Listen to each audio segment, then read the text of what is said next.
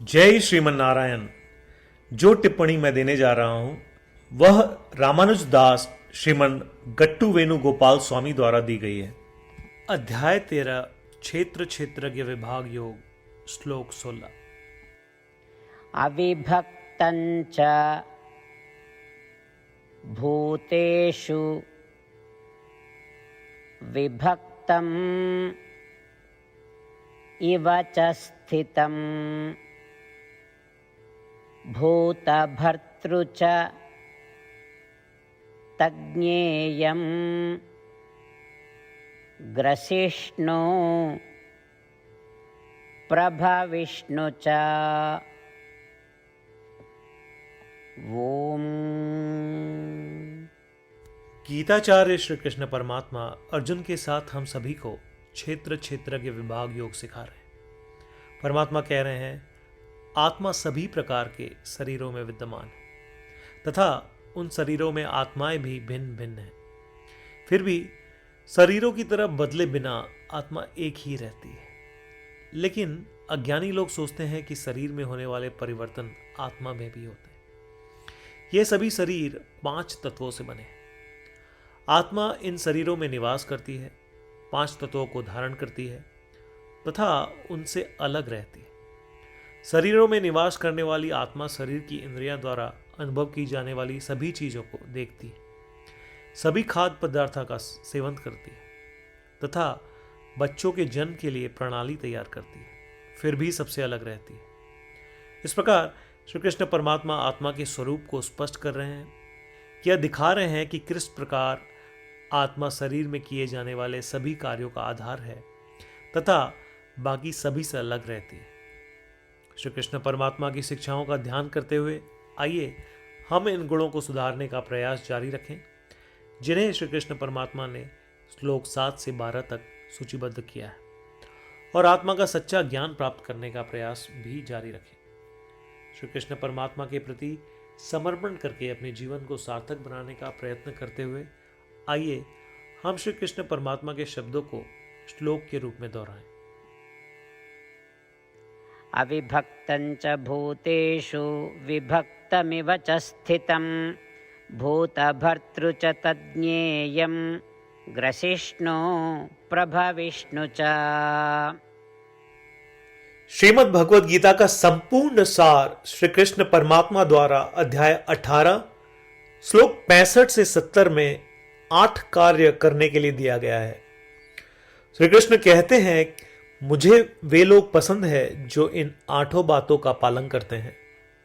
मैं उन भक्तों की हर प्रकार से रक्षा करूंगा।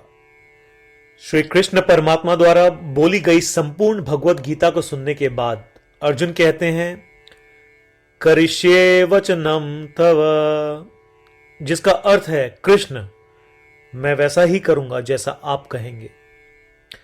यही कारण है कि श्री कृष्ण ने अर्जुन को सभी प्रकार की सफलताएं और जीत प्रदान की है। आइए परमात्मा को वचन दे कि हम इन 8 कर्मों का पालन करेंगे।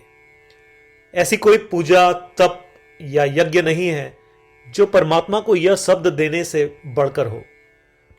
मैं कहूंगा कि ये 8 प्रतिज्ञाएं हमें करनी चाहिए। कृपया आप सभी इन्हें अपने दिल और दिमाग में सोचें।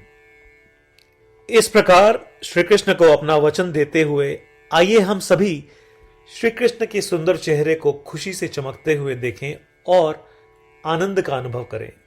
जय श्रीमन नारायण। ये है हमारे 8 वचन। हमारा पहला वचन, हे श्रीमन नारायण, जैसा आपने निर्देश दिया मैं हमेशा आपका ध्यान करूंगा और आपके बारे में सोचूंगा। हमारा दूसरा वचन, हे श्रीमन नारायण, जैसा कि आपने सलाह दी मैं हमेशा आपका भक्त रहूंगा।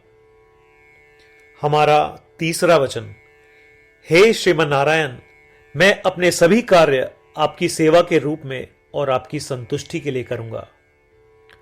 हमारा चौथा वचन, हे श्रीमन नारायण, जैसा कि आपने अनुसरण करने के लिए कहा था मुझे पूरा विश्वास है कि मैं आपका हूं और मैं हमेशा अपने हाथ जोड़ूंगा और आपको नमस्कार करूंगा। हमारा 5वां वचन, हे श्रीमन नारायण, मुझे आपके शब्द मामेकम शरणम व्रज याद आते हैं, जो आपने सिर्फ और सिर्फ आपको ही समर्पण करने को कहा था। श्रीमन नारायण, मैं केवल आपके प्रति समर्पण करता हूं। हमारा छठा वचन, हे श्रीमन नारायण, मुझे आपके शब्द मां शुचः याद आते हैं कि आप हमें शोक न करने का आश्वासन दे रहे हैं। मैं अब शोक नहीं करूंगा। हमारा सातवां वचन, हे श्रीमन नारायण, आपने हमारे लिए श्रीमद् भगवद गीता देकर हम सभी पर कृपा की है और आशीर्वाद दिया है। मैं कम से कम एक श्लोक पढ़ने या सुनने का वादा करता हूं। हमारा आठवां वचन, हे श्रीमन नारायण, आपने सारी मानवता को गीता प्रदान की। मैं गीता में आपके दिव्य शब्दों को उन भक्तों तक फैलाने का प्रयास करूंगा जो गीता से अपरिचित हैं। हमने अभी अभी परमात्मा को 8 वचन दिए हैं। प्रतिदिन श्रीमन नारायण को यह वचन देना कि हम वैसा ही करेंगे जैसा वे कहेंगे, अपने आप में एक महान पूजा है। आइए हम उसे अपने अटल विश्वास के साथ अपना वचन दें। श्रीमन नारायण करिष्ये वचनम तव, जिसका अर्थ है, श्रीमन नारायण, मैं आपके निर्देशों के अनुसार कार्य करूंगा। सर्वम श्री कृष्णार्पणमस्तु। जय श्रीमन नारायण। अविभक्तञ्च भूतेषु विभक्तम् इव च स्थितं भूतभर्तृ च तज्ज्ञेयं ग्रसिष्णु प्रभविष्णु च। ओम। अविभक्तञ्च भूतेषु विभक्तमिव च स्थितं भूतभर्तृ च तज्ज्ञेयं ग्रसिष्णु प्रभविष्णु च।